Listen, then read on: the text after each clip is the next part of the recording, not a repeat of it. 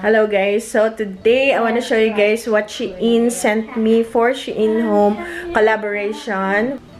So this is our shoe organizer. It's really tall. It's actually 1, 2, 3, 4, 5. It's 10 tier. Especially our house is really small, so we need something that's tall, not wide. We also got the 4-tier ladder bookshelf.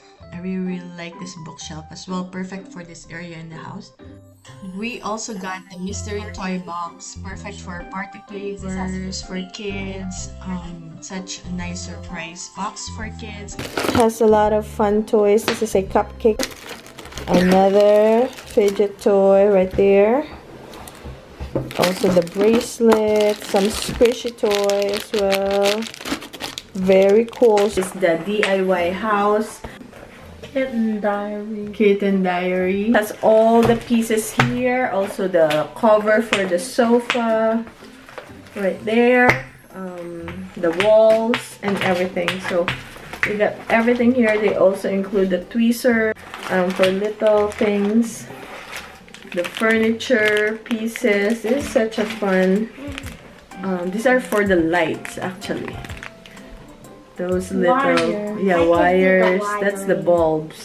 I can do the wire. More furniture pieces. That's LED bulb. What is the instruction manual? So, and it also comes with a ruler. Top down, like But I don't think it comes with a glue. So all of this that I show you guys, I will link it in the description box below. And yeah, definitely try Shein Home. So yan na guys ang ating mainit na kanin. And then yan na, kumukuto-kuto na. So, sabi nila, basta raw delata, kailangan na painitan for some reason. Hindi ko alam. Hindi ko alam yung reasoning behind it. But, okay, okay, maliit yung ating kotse. Ito na lang. Ayan, sasabawan. Siguro dalawa. Nangamoy siya, guys. So, baka dito magustuhan ng mga bata. Yung amoy, hindi naman sila kakain ito, eh. Pero yung amoy, medyo masangsang siya, guys. Medyo matindi ang amoy. Okay. May mga pusa dito. Teka lang.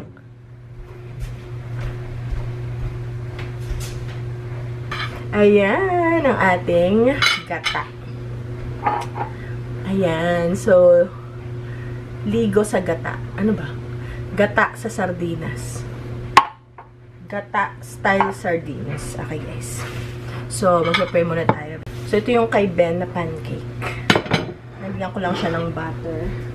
Si Ben. Okay, so, yung kay Benjamin.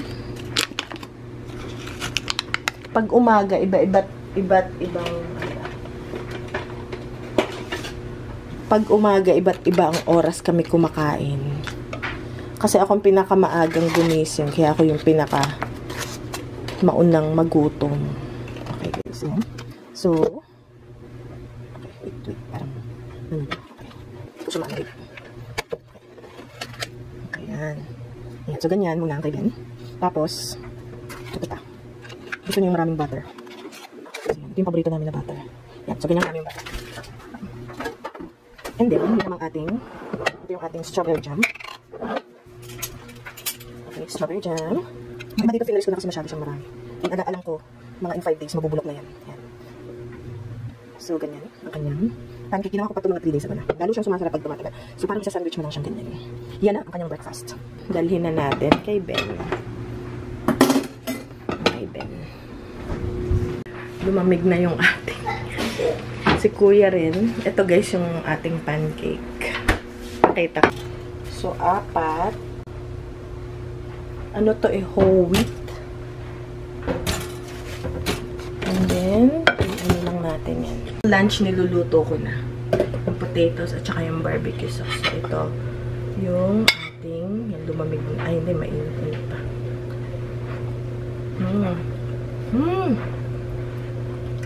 Sarap talaga ng gata. May ginatan.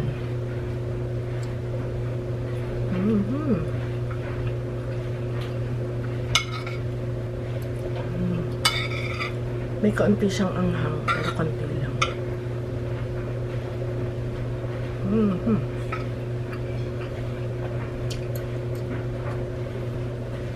Dito may kamatis.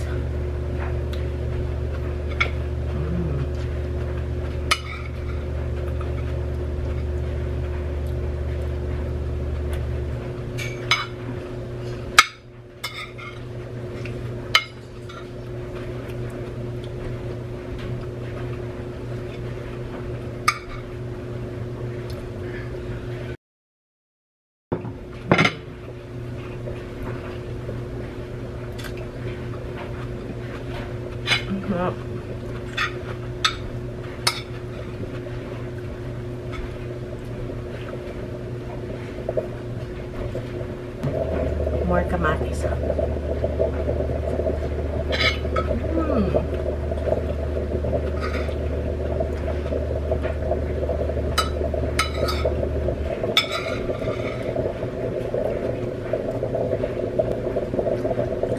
Kumukulo na yung aking mashed potato. Kailangan ko ng tinidor.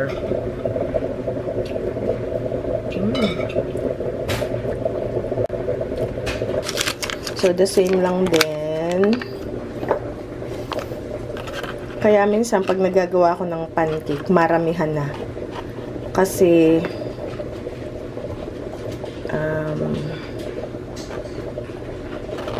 pwede mo naman siyang i-store, pwede mo rin siyang i-freeze. Kaya, hindi ko na siya fin-freeze kahit ilang araw na kasi alam ko mauubos din naman. Ito yung strawberry jam na masarap from Costco. Talagang meron siyang... Uy, si Bebang yun, guys. Uy, Bebang! Bebang!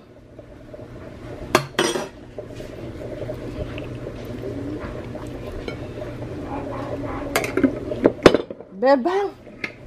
So, yun guys. Ituin natin yung ating barbecue chicken. Ayan. Nasa air fryer lang natin.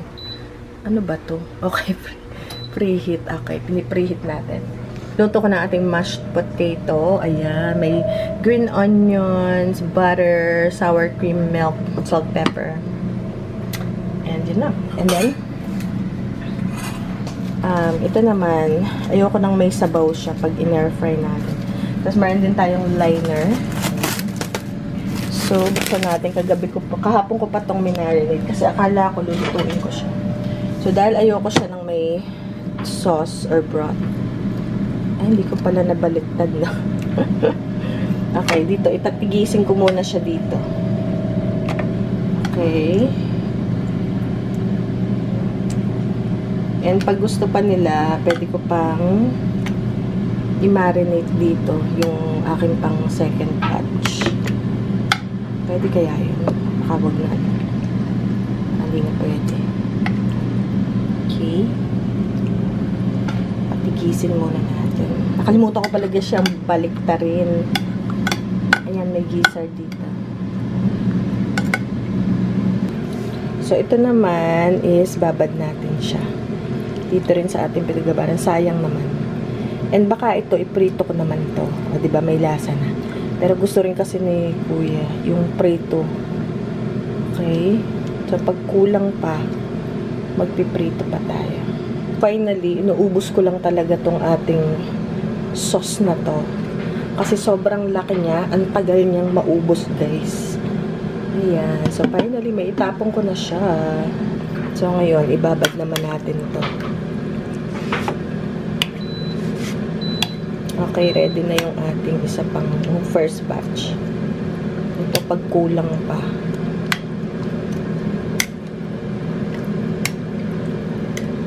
Pwede itong prito. Okay, guys. Lagay natin ulit sa fridge. Teka lang. So, lagay natin itong liner. Okay, so hopefully, uy, marami siyang nakuhang ano.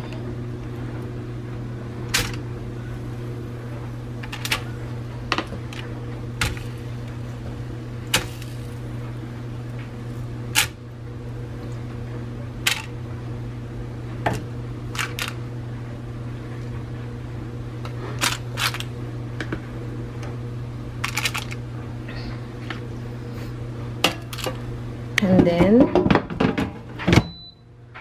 air fry 400 degrees. 16 minutes. And then halfway, babalik na rin natin. I-shake natin. Okay, check natin, guys. Whoa! Look at that. Babalik ta rin ko pag kaya. Hindi na. Okay, okay na yan. Hindi, balik ta rin ko pala.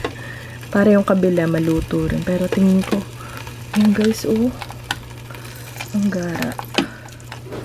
Ayan.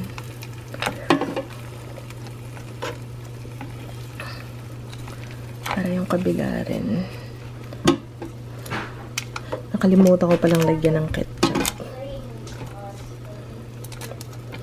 Alright. Kunin ko yung balon-balunan kasi hindi kakainin ng mga bata. 4 more minutes. Ayan na guys, ang ating air-fried barbecue chicken.